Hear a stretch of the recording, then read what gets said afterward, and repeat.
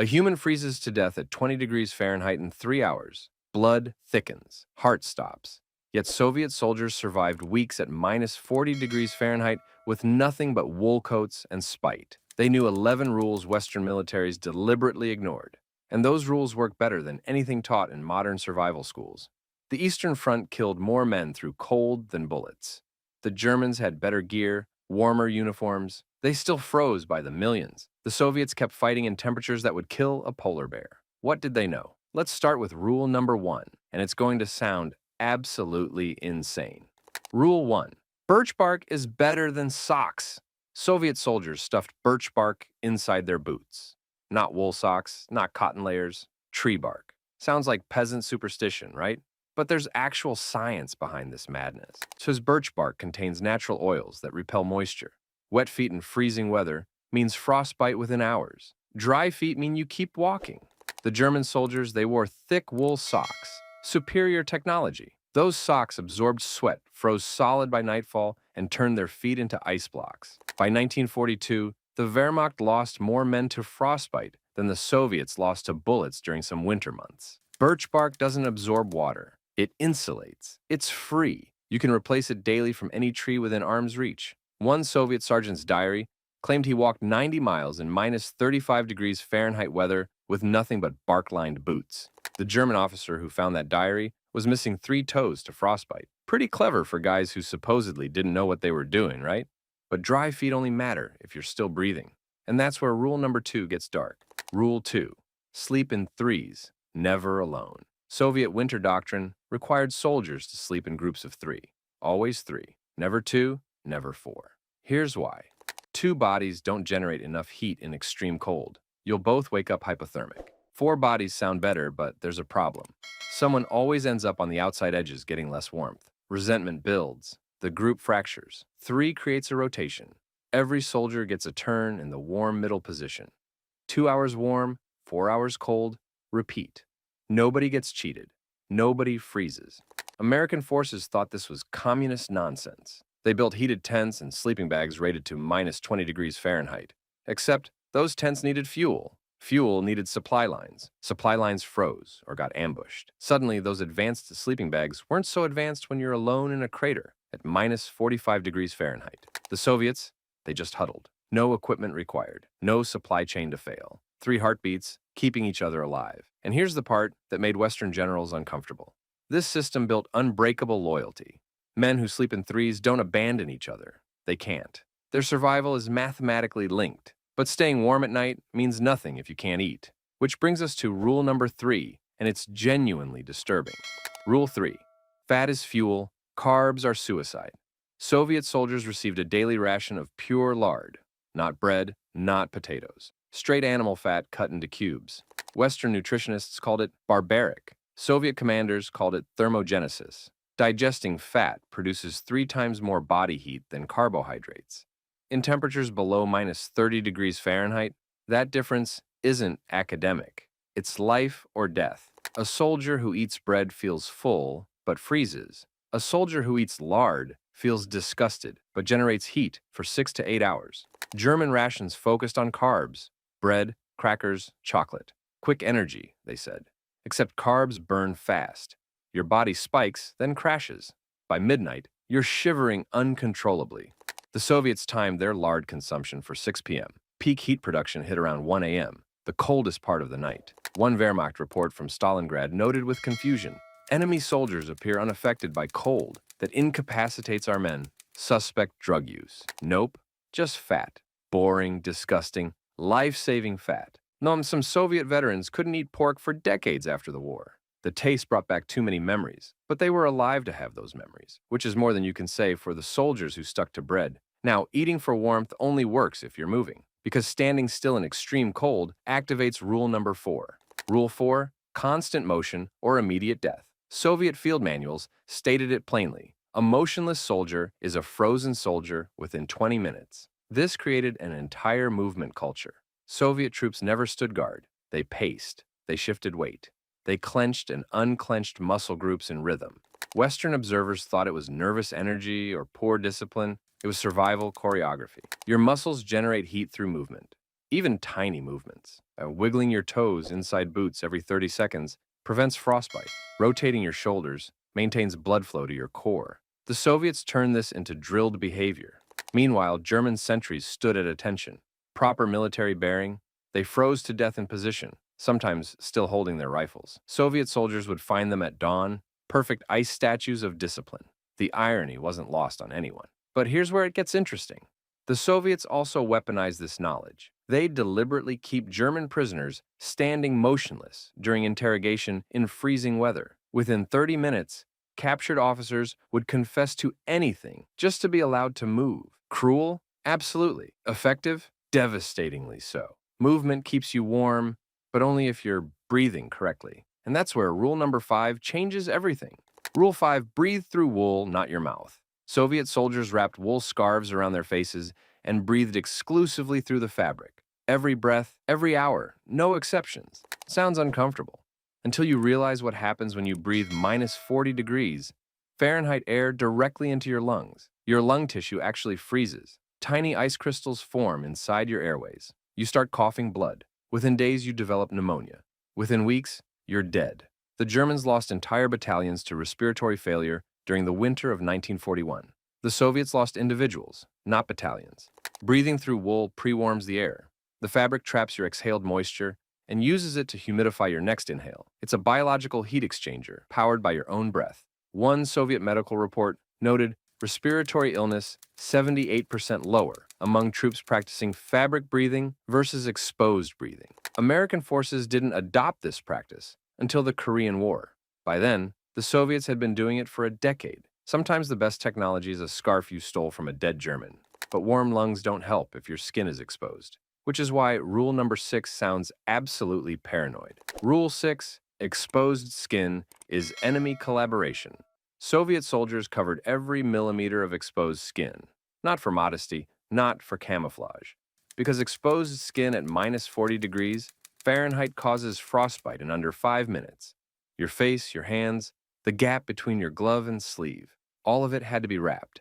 Soviet troops used strips of cloth torn from German uniforms, wrapped multiple times, secured with twine. The Germans thought this made the Soviets look like mummies, uncivilized, undisciplined. Those uncivilized soldiers kept their fingers. The disciplined Germans got frostbite, gangrene, and amputations. Exposed skin loses heat 25 times faster than covered skin in freezing wind. Your body prioritizes your core and abandons your extremities. Fingers and toes literally die while you're still walking. Soviet medics had a saying, "Show me your hands. I'll show you your future." Soldiers with wrapped hands fought tomorrow. Soldiers with exposed hands begged for morphine by next week. But covering your skin creates a new problem. You can't see or shoot properly. That's where rule number 7 gets tactical. Rule 7, layer for stripping, not warmth. Western armies layered clothing for maximum insulation. More layers equals more warmth, right? Wrong. Soviet soldiers layered for rapid removal. They needed to strip down instantly during combat. Here's why. Fighting generates massive body heat. If you're wearing 4 insulated layers and you start running or shooting, you sweat. That sweat soaks your inner layers. When combat ends and you stop moving, that moisture freezes against your skin. Now you're wearing ice armor. You'll be hypothermic within the hour. Soviet doctrine required loose outer layers that could be torn off in seconds. Fight in your base layer, sweat freely, then immediately relayer when combat ends. The outer clothes stayed dry because they weren't worn during exertion. German soldiers wore everything all the time. Their uniforms were engineering marvels, perfectly fitted, beautifully insulated, impossible to remove quickly. So they fought in full gear and soaked their clothes with sweat and froze during the quiet moments between battles. The Soviets looked like they were wearing hand-me-downs, baggy coats, loose wraps, nothing fitted properly. But every piece had a purpose. Every layer had a removal strategy, function over fashion, survival over style. But all these clothing tricks mean nothing if you're sleeping on frozen ground. And that's where rule number 8 shows true genius. Rule 8, sleep above the snow, never in it. Soviet soldiers never dug snow trenches for sleeping, never made snow caves, always slept elevated above the snow surface. This confused Allied advisors. Snow caves provide shelter from wind, right? They trap heat. They also trap cold. Snow at ground level sits directly on frozen earth. That earth is a massive heat sink, sucking warmth from your body all night long.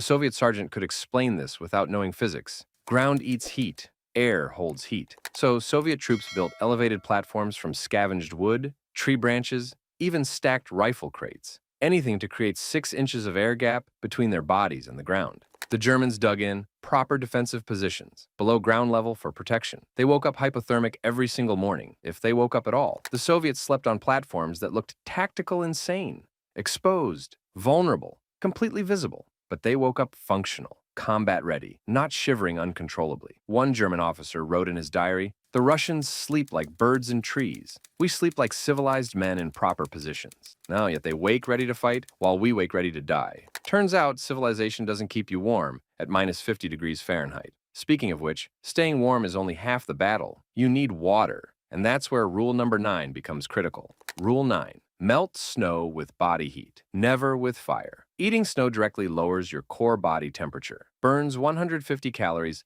just to melt it internally. Do that enough times, and you're hypothermic before noon. Building fires to melt snow seems smarter, except fires require fuel, reveal your position, and take time. Soviet soldiers used body heat. They filled canteens with snow and tucked them inside their coats against their stomach. Body warmth slowly melted the snow over 2 to 3 hours. 0 calorie cost.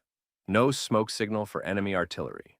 The Germans built fires every morning to melt water. Now, those fires got spotted. Soviet mortars had a field day. But here's the genius part. That canteen of melting snow also acted as a heat pack against your core. It absorbed excess body warmth during activity and released it slowly when you rested. Dual-purpose hydration. Soviet troops called this making water work for you. Hydration and heating in one move. Meanwhile, German soldiers spent precious calories, fuel, and time doing things the proper way. They had better equipment. They just used it worse. Now, all these techniques assume you're conscious. But what happens when someone goes down? That's where rule number 10 gets grim.